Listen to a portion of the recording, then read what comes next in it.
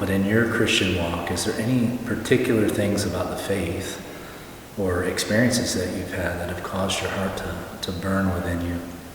I know that in comparison to my life before I committed my life to Christ in 1975, I was about 18 years old, and I had a rough teenage years. I was pretty wild and stuff.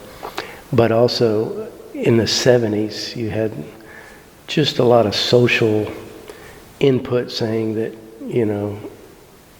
you still had the threat of nuclear war. In addition to that, I loved nature and things like that. And so I saw mankind in general as kind of destructive towards nature. And so there was a kind of a sense of hating man to that extent, and some other things that, I thought about. And so in addition to that, I got heavily into recreational drugs at a young age, and that just ultimately led me into a lot of fear for my future and for eternity even. And through a number of experiences, when I was 18, I was incarcerated for a short time at the age of 18 at a state prison. And prior to that, I'd just been seeking something, purpose in life, God, whether it had been some kind of Eastern religion or just nature or things like that, trying to find meaning and understanding of my situation. At the same time, I had this tremendous fear.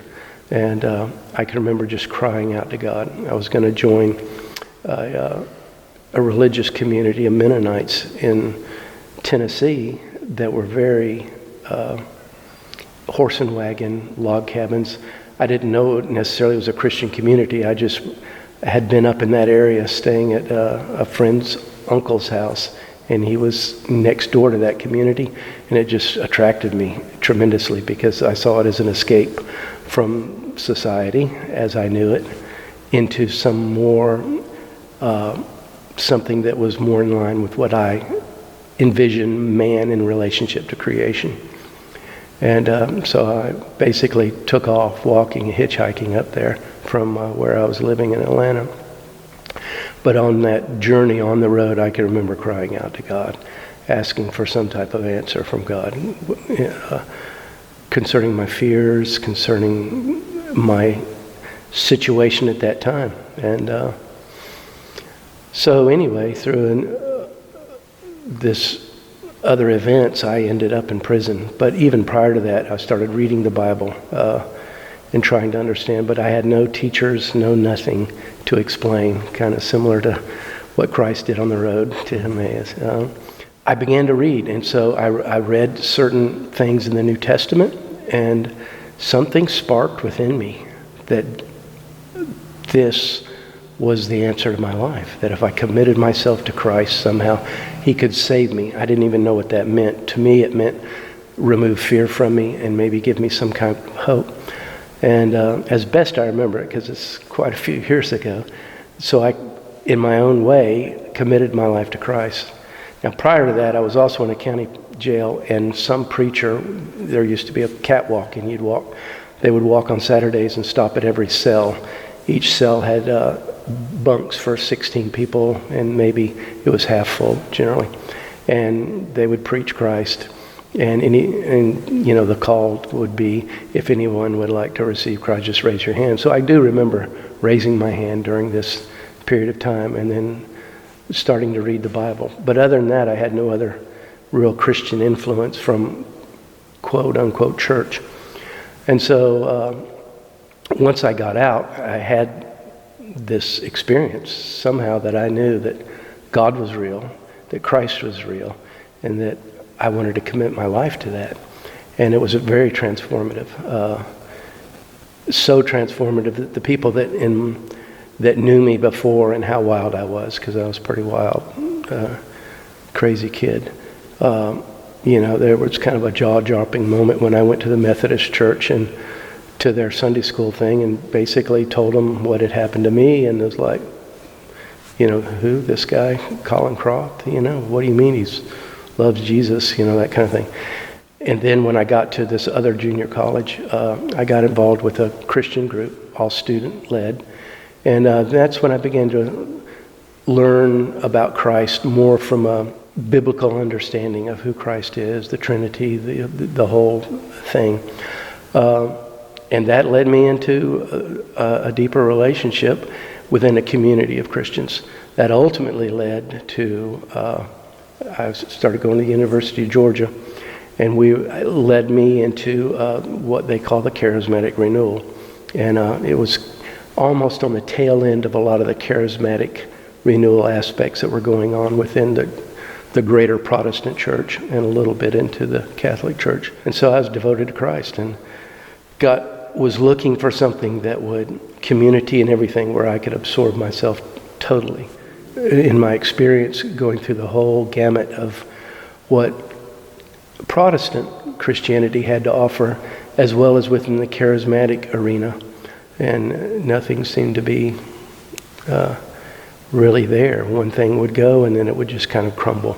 Molly and I, my wife, Molly, and I were at a dead end, and there was nothing that we knew.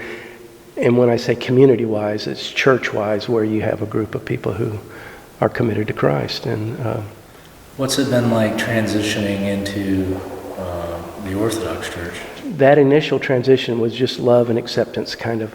Got to know a couple people immediately from the church, and very genuine people. There was no facade there.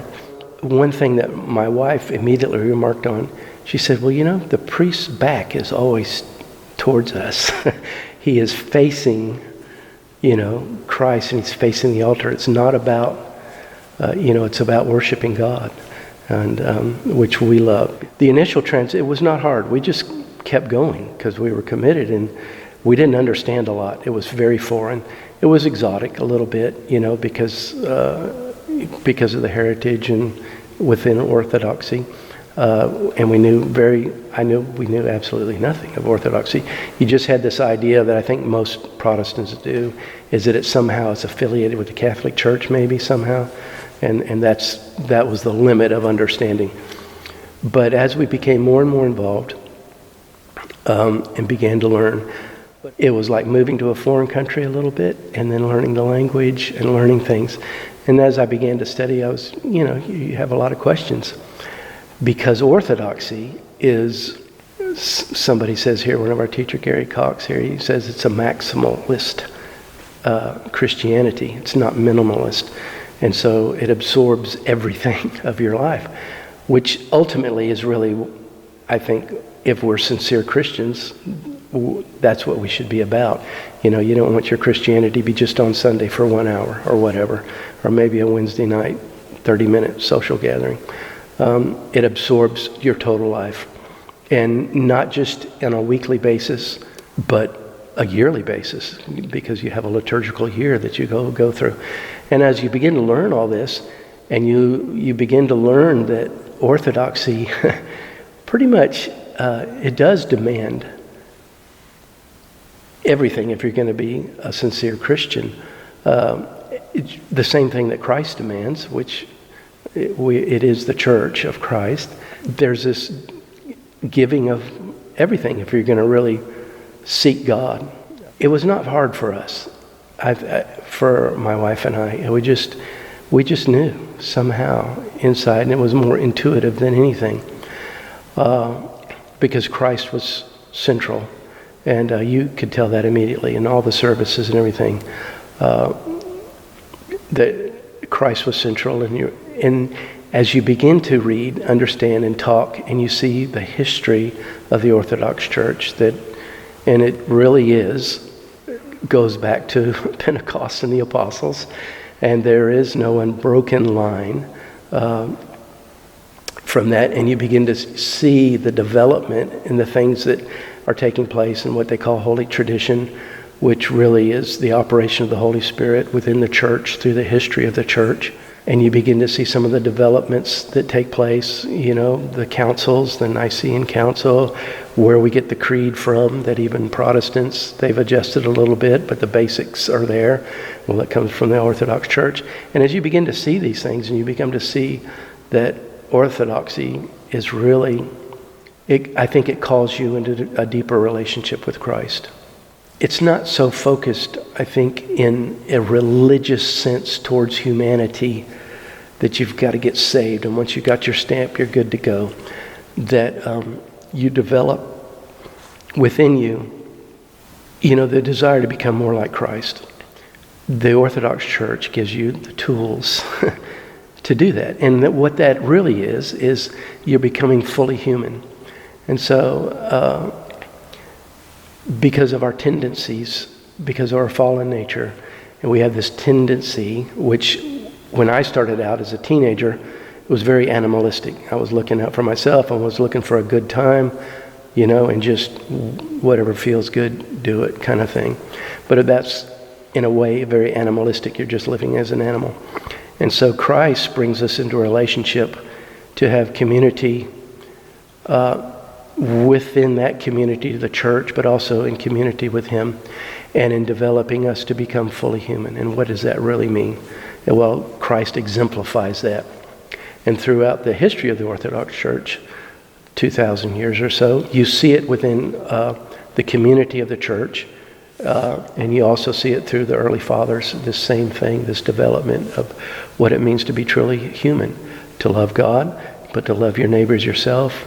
Once we became involved in that, in this wealth of experience that the Orthodox Church has, it really just registers with you, and it answers some of these profound questions that a lot of people have. As a Protestant, you want to obey Christ and you want to do these things, but to become fully human is to love your neighbor as yourself. Who's your neighbor? Anyone and everyone is, ultimately. And I don't know, there's a compassion in me that I really didn't, it was not accentuated as it's been accentuated here. I guess it's been developed in me because of the experience of orthodoxy and being in an environment that contributes to the qualities of what being fully human is: compassion, mercy, grace to others, love.